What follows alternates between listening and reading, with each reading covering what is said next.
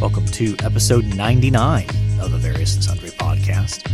I am your host, Matt Harmon, joined live from the Vault Studio on the beautiful campus of Grace College and Theological Seminary by my good friend, my colleague, my co-host, and the man who was me last week. Virtually, yes. John Scott Sloat. The 9-9, Doc. The 9-9. Yeah. 99 episodes. Wow. That means next one's big. Yeah. Well, what began as, I think your son's idea maybe. He gets partial credit, sure. Yeah. Has spanned into 99 episodes here. And 99 consecutive weeks. Yeah. That might be more impressive. Yeah. I think so. Well, let's get the preliminaries out of the way here. Okay. We'll get the how you contact the show stuff going here. So you can find us on Twitter at VNSPod. Email the show, variousandsundrypodcast@gmail.com. We're on Facebook and YouTube, Various and Sundry Podcast. And we would love for you to go leave us a glowing review and a 5-star rating on whatever platform you access the show. Yep. Okay, so let's so last week I was gone. Yeah, how was flying for you? What was it a good experience? When was the last time you flew? Let's start there. It was pre-COVID. Pre-COVID. Okay, so this is the first time you've been in a plane. Yeah, since COVID. And it was all right. Because of where we live here in Indiana, basically you don't wear masks anymore. Sure. I mean, I'm trying to remember the only around here the only place you wear a mask is you go to the doctor's office, basically. Sure. Yeah. But yeah, so it felt a little strange to wear a mask in the airport and on the plane. And then but yeah, I mean, I felt like I adjusted pretty quickly. So once you kind of get past that mental hurdle of wearing the mask again, it didn't feel much different. Was the boarding process any like some airlines changed their boarding process? No. Okay. No, it felt pretty standard. So, and the weather in Texas slightly warmer than here in Indiana. I know that's a surprise. Yeah, it was cold here last week. Yeah. Yeah, it was upper 70s in Dallas, and same for San Antonio as well. So, yeah, I mean, it was professional Bible nerds hanging out. So my tribe was in full force. Does your cup overrunneth, or after being with those people for a week? It is both exhausting and exhilarating all in one. Because being an introvert, being around that many people and having that many conversations just utterly exhausts me. Yeah. So good though to be there again, because we didn't have it last year. We had some virtual sessions, but that's nowhere near the same. No. There's always anytime I do a virtual conference, I go, email. That's what I'll be doing all day. Yeah. It's very much a sort of and this kind of experience from the virtual conference. And of course, going through the book areas, smaller this year. Some publishers didn't even show up. Others just brought just display copies basically and didn't actually get to order, and then they'll ship them to you at the end. Wow. But okay. Still good to see folks. That's the benefit. I mean, I presented at both ETS and then SBL. And those are on the CV, right? Yeah, good experiences. Yeah. But really, the benefit is hanging out with friends. Yeah. So that's great.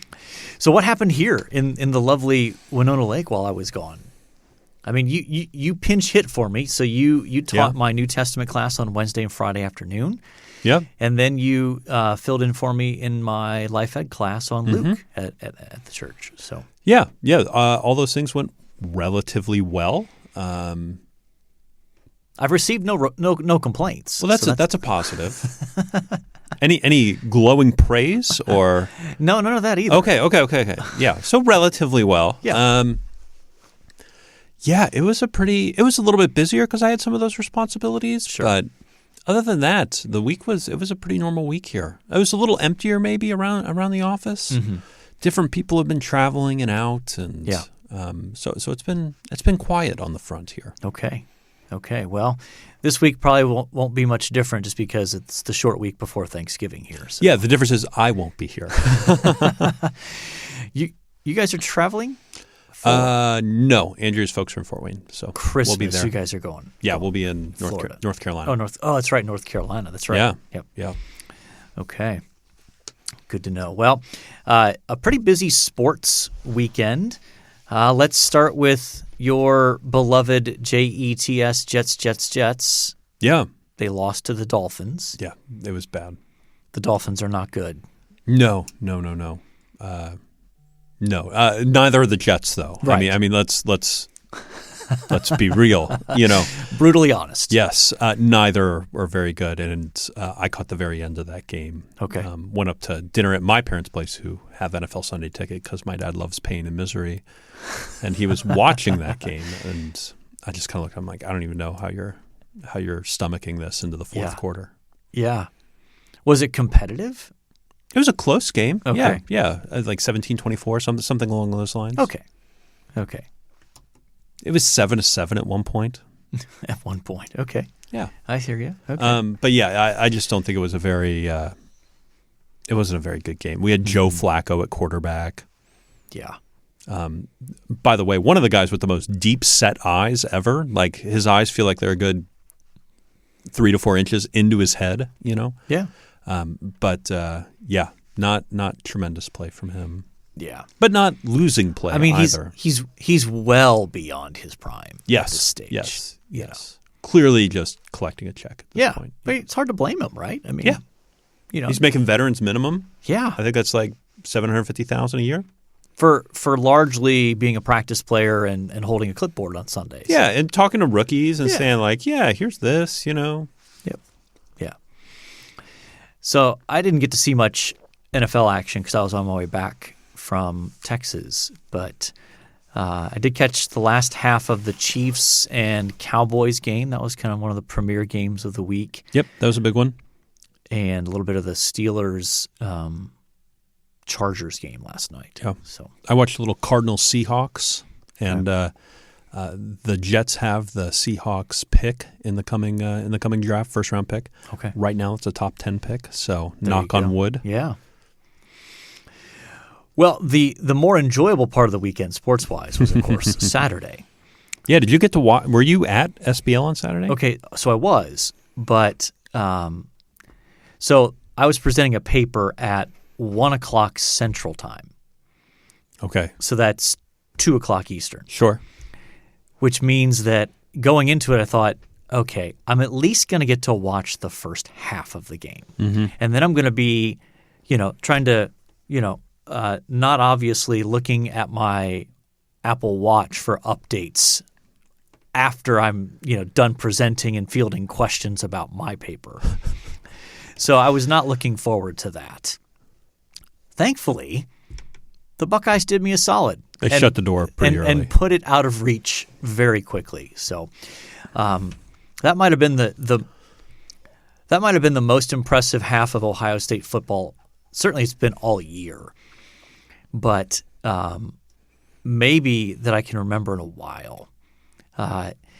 So they're 49-0 at the half. And they jumped to number 2, right?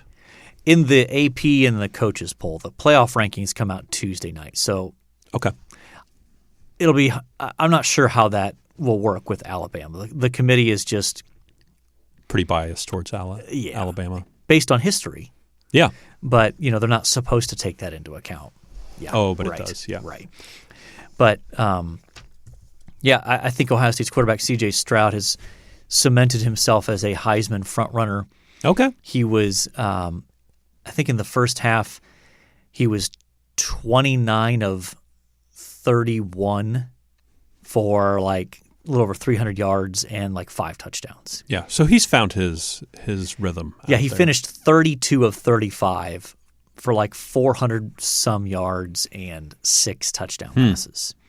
And he was pulled 4 minutes into the third quarter. Wow.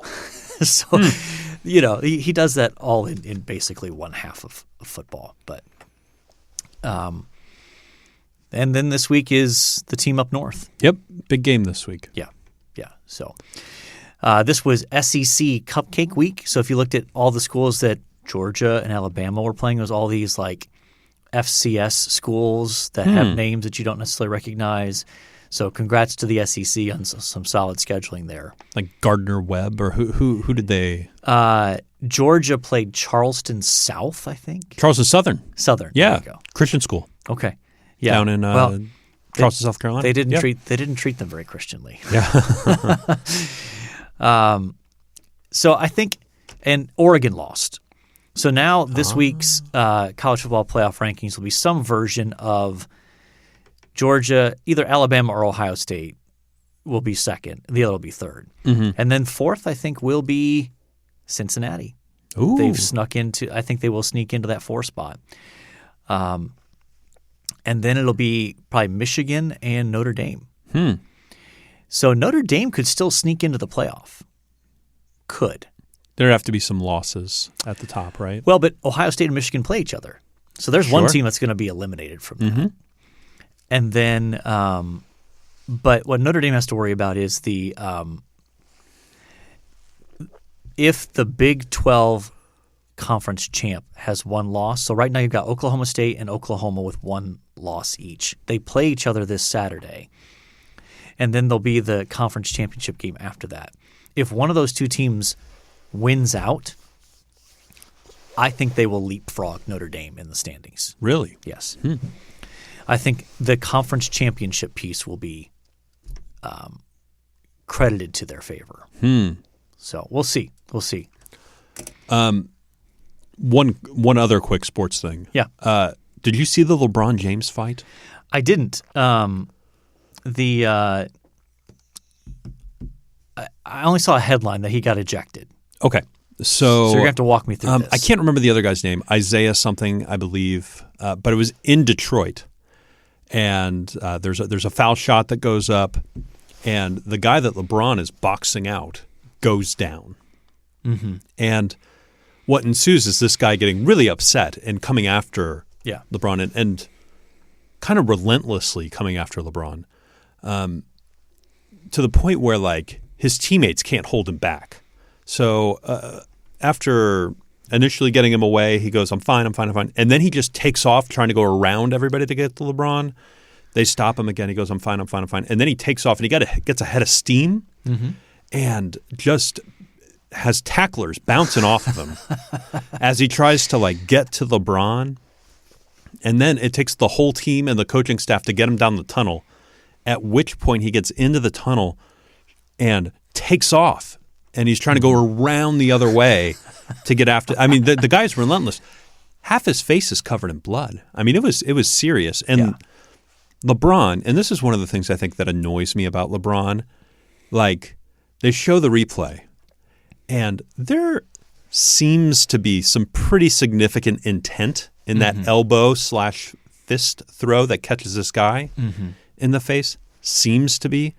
And LeBron's just like, whoa, bro, you know, acting like, oh my gosh, this huge accident happened. Yeah. You're kind of like, that felt really intentional. Yeah. So that annoys me about LeBron. LeBron got ejected. My favorite part was when this fight breaks out, all you hear over the loudspeakers, please stay in your seats. Yes. No one come on the floor. The malice in the palace. Yes. And then they showed the elbow throw. Yeah. And the crowd got really upset. Yeah. And all you hear is, please stay in your seats. Do not come down onto the I mean, the guy must have said it 10 times. Yeah. It was wild. You need to go watch the video from it and determine for yourself what you think. Okay. Yeah, I'll have to do that. What about your Knicks, quickly? I think they're middling 500 right now. They may even be a little worse than that. So okay. Fournier isn't working out as well as we'd like. Okay. Yeah, again at this stage I'm not paying close attention to the NBA. I typically don't pay close attention until probably Christmas. Yeah, when they have those Christmas Day games. Yeah, those are kind of those are a lot of fun. Yeah, I think that I don't know how long they've been doing that, but I like that tradition of like it's nice to have some NBA basketball on like that. So, well, that's your world of sports. And sort of as a follow-up to last week's episode, we wanted to talk a little bit more about free speech. Mm-hmm. We've talked about safetyism as this sort of developing trend that has elevated people's desire or seemingly thinking they have the right to be shielded from ideas. Yeah, that psychological safety. Yeah, that could threaten them in terms of that challenge them in their pre-established views. And of course, that flows pretty naturally into the idea of free speech. And so maybe we can start with just – this might seem like a dumb question, but I think in today's climate we have to ask this: why does it matter? Like, why is free speech so important? Well, I mean, there's a little axiom that I think of when I think of free speech, and it's like the answer to bad speech, which I think we could agree there's a lot of bad speech out there at the moment. The answer to bad speech is not less speech. It's actually more speech. Mm-hmm. More speech that is, if I could put another qualifier on it, that is true, right? That allowing the good arguments to weigh themselves out against other arguments and seeing what comes out at the end of it. Yeah, I think that's good. So, why do you think then that free speech is in such trouble today?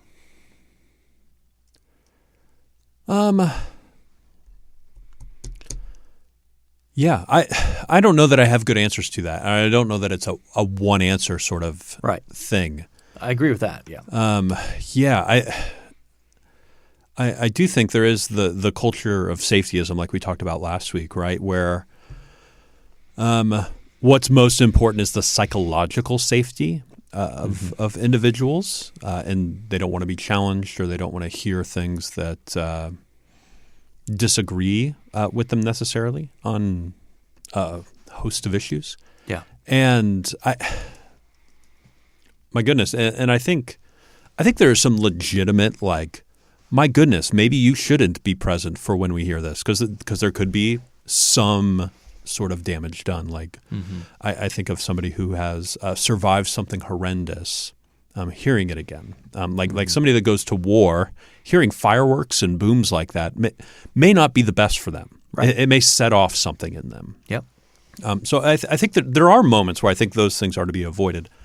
But I think in an academic classroom, I think, or even in just society, we need to have the exchange of those ideas in order to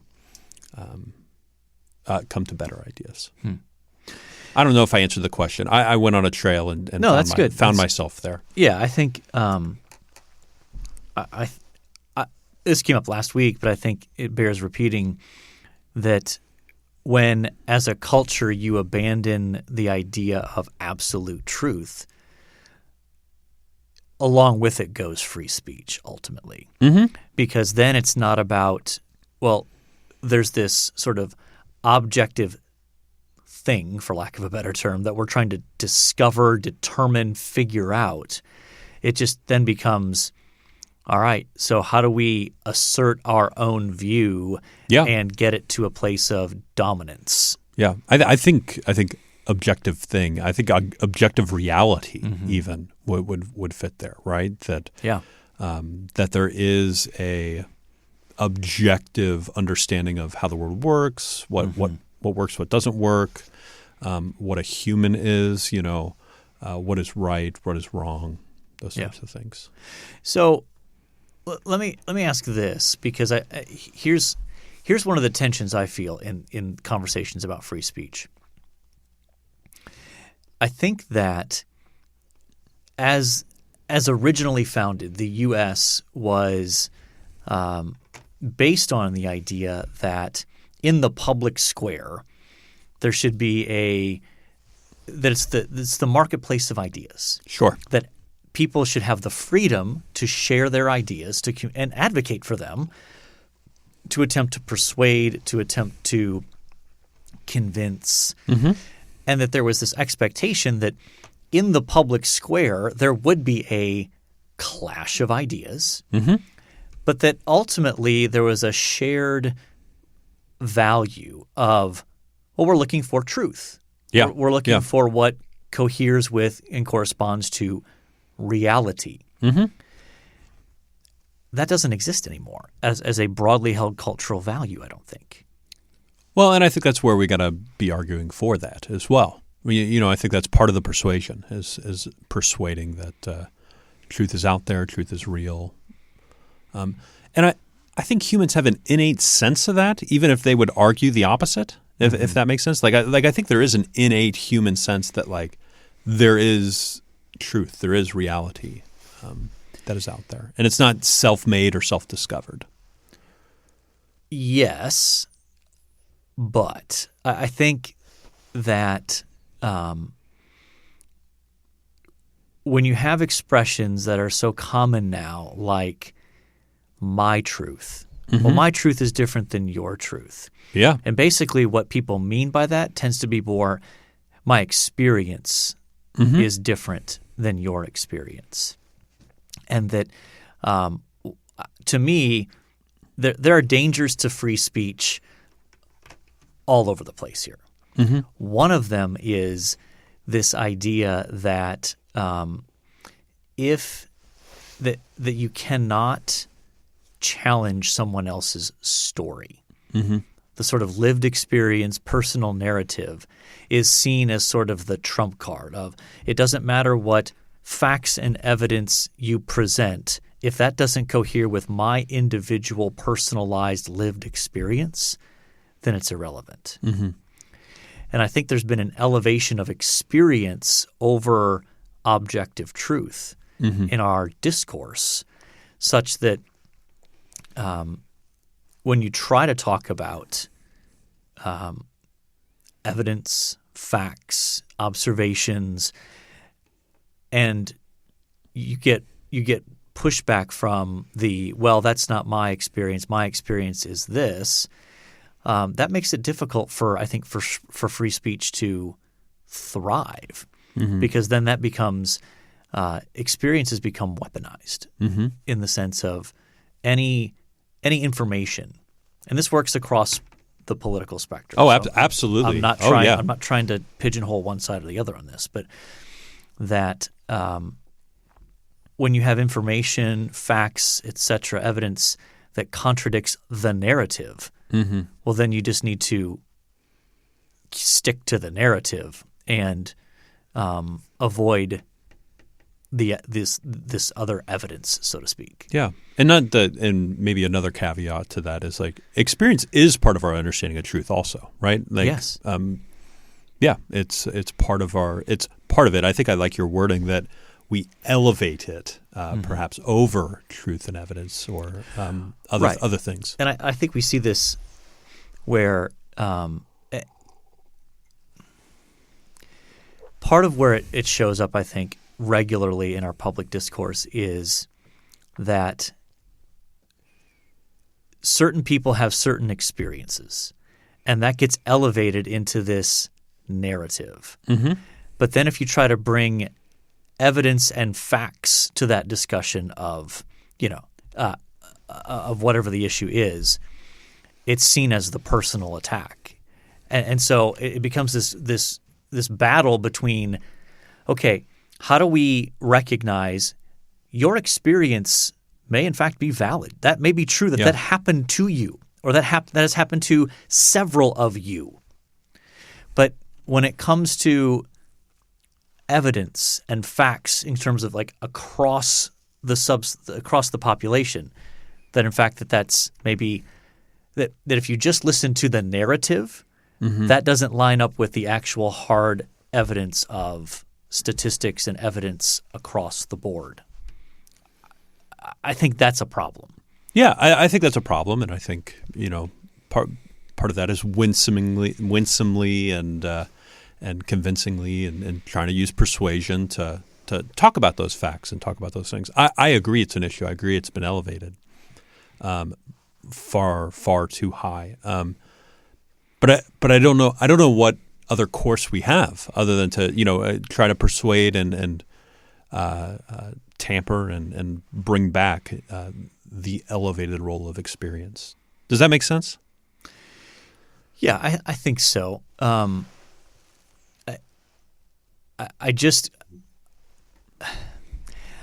grow increasingly more pessimistic about our culture when it comes to our ability to have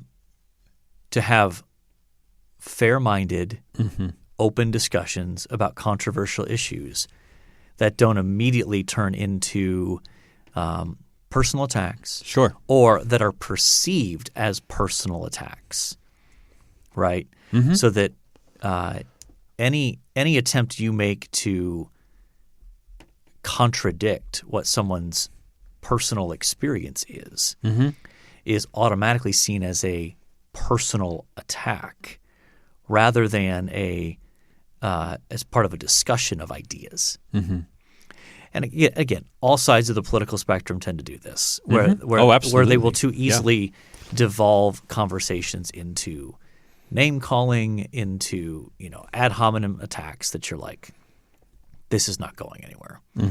And one of the unfortunate aspects of our current culture on this is there are far too many people from across the spectrum who are more interested in scoring points and preaching to their own followers than they are about actually discovering truth, advocating for truth, and doing so in a way that has at least some potential, perhaps, to persuade.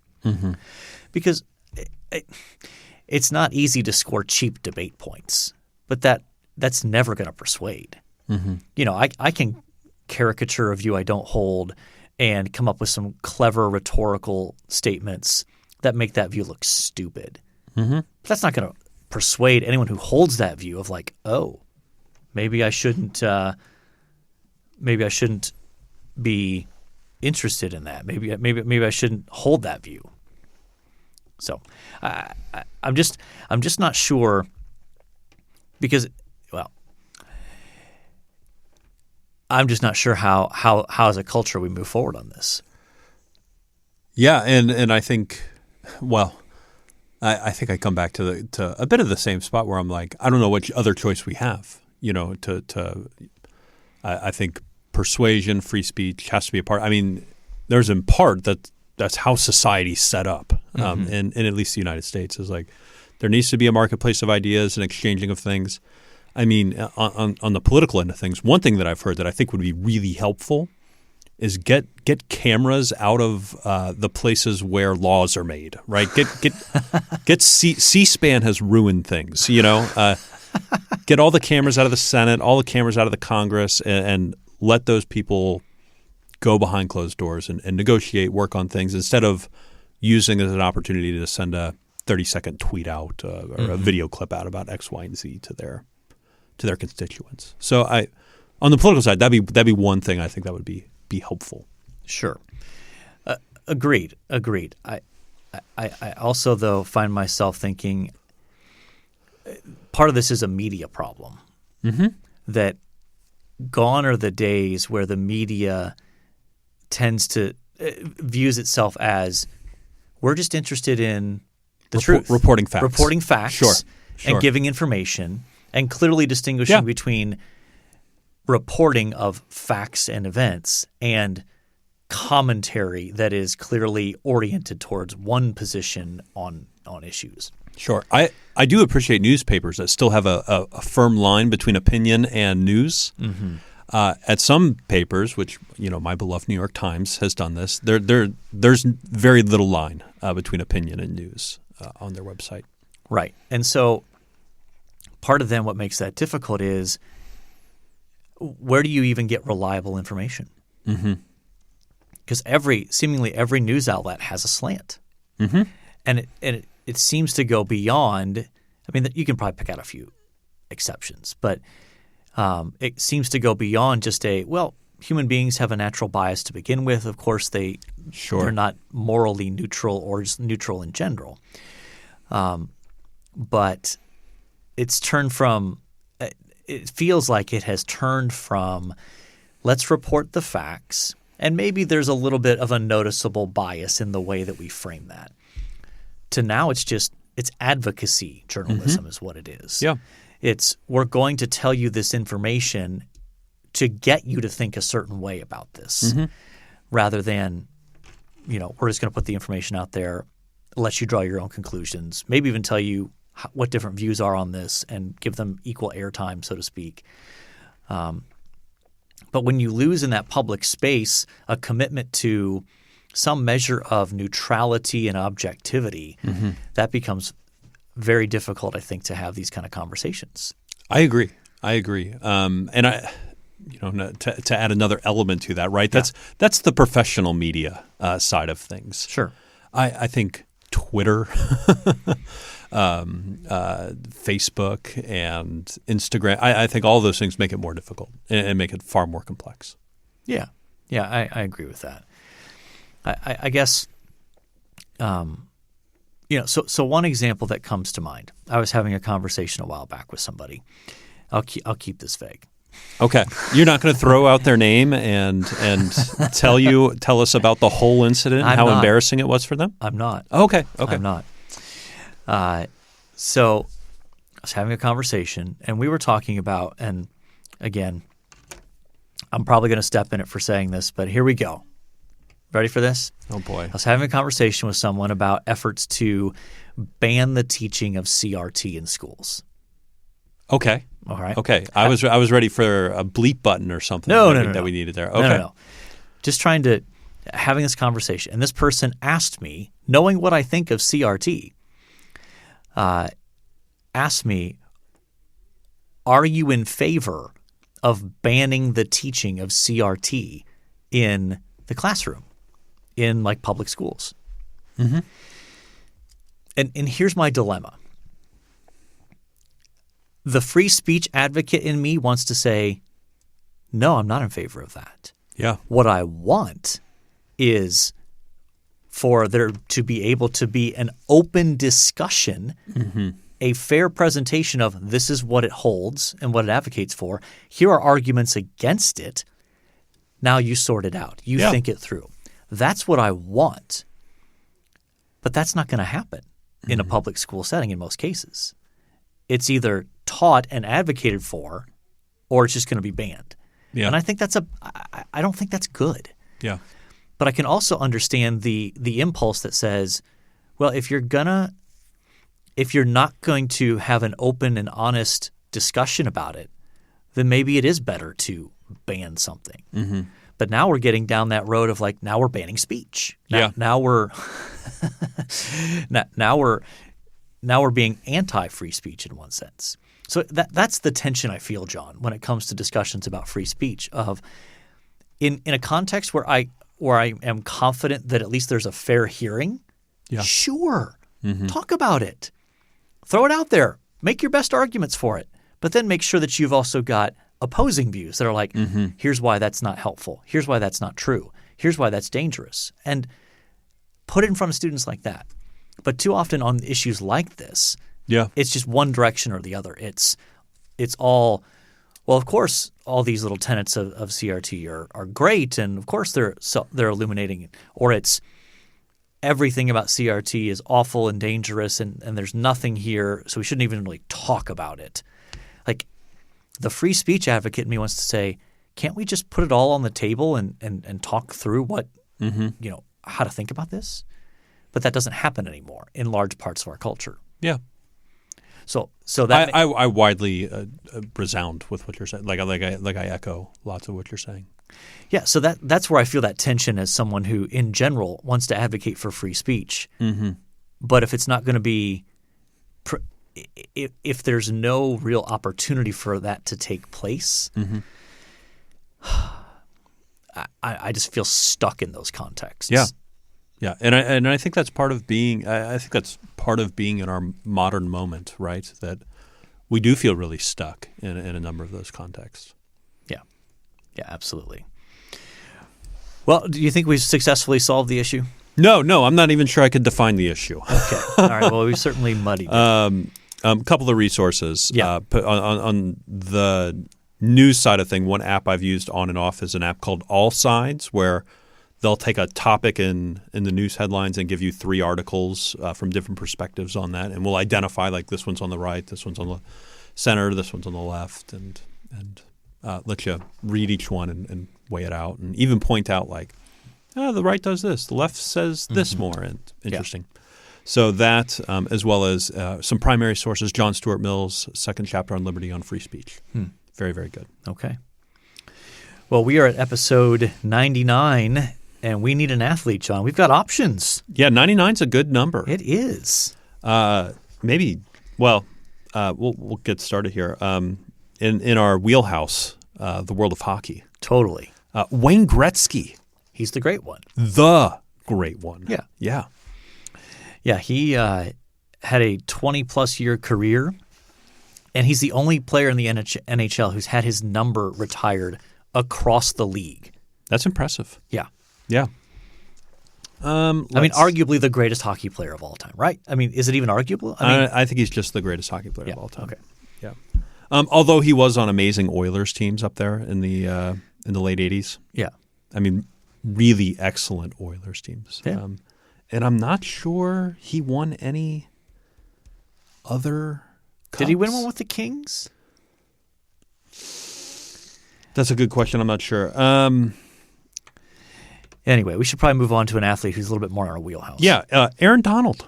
Yes. Current player. Yep. He's been a defensive tackle for the Rams since 2014. Dominant defensive player. Probably the best defensive tackle in the league. Yeah, I think so. Probably. Currently. Right up there with him, though, is J.J. Watt. Well, he's a defensive end. I tend to separate out tackle and end. Okay. But yeah, J.J. Watt, obviously, since 2011, he's played with the Texans and now with the Cardinals. Warren Sapp? Yeah. I'm familiar with Warren Sapp. Sure. Yeah, played for the Buccaneers for many years as well as the Raiders, defensive tackle. And then a Jet that I always struggle to pronounce his last name, Mark Gastineau? Gastineau? Yeah, I put that in there for you. Yeah. He was before your time. Yes, he retired the year I was born. Yeah. I do remember watching him play, though. He was a... What struck you about Gastineau when he played? I forget what... I mean, there was at least 1 or 2 years where he led the league in sacks, and he was just unblockable. Just coming off the edge, he was impossible to block. Okay. Always had to double-team him. Okay. Kind of had long, flowing locks of hair as well. So before Palomalu, huh? Yeah. Interesting. Manny Ramirez. Manny gonna Manny. I mean, Manny's gonna be Manny. He was. Do you remember when he walked into the Green Monster in the middle of a game to use the restroom? Yeah, just what a guy. He was his own character, to be sure. I mean, he came to prominence with the Indians. Was on those great Indians teams in the mid '90s that could never quite break through and win a World Series. Mm-hmm. Let's see, George Browns. George who? Did I get that wrong? Oh, sorry, I jumped down a line. George Mikan. Mikan. I dropped down a line. Yeah. On the sheet there. George Mikan. George Mikan. You've heard the name, right? I believe so. Yeah. So he was like one of the first big men in NBA history. Like he was a dominant center in the earliest years. You know, you see he played from 46 to 56 when the Lakers were in Minneapolis. Which the name Lakers makes a lot more sense there. It does. Yeah. Yeah. But a dominant player, of course, there's always that sort of kind of, but. I mean, I think he was probably 3 to 4 inches taller than just about anybody else in the league. So he was not necessarily playing against people of his own size. Would LeBron have gone to the Lakers if they were in Minnesota? No. I think that's right. I don't think he'd go either. Yeah.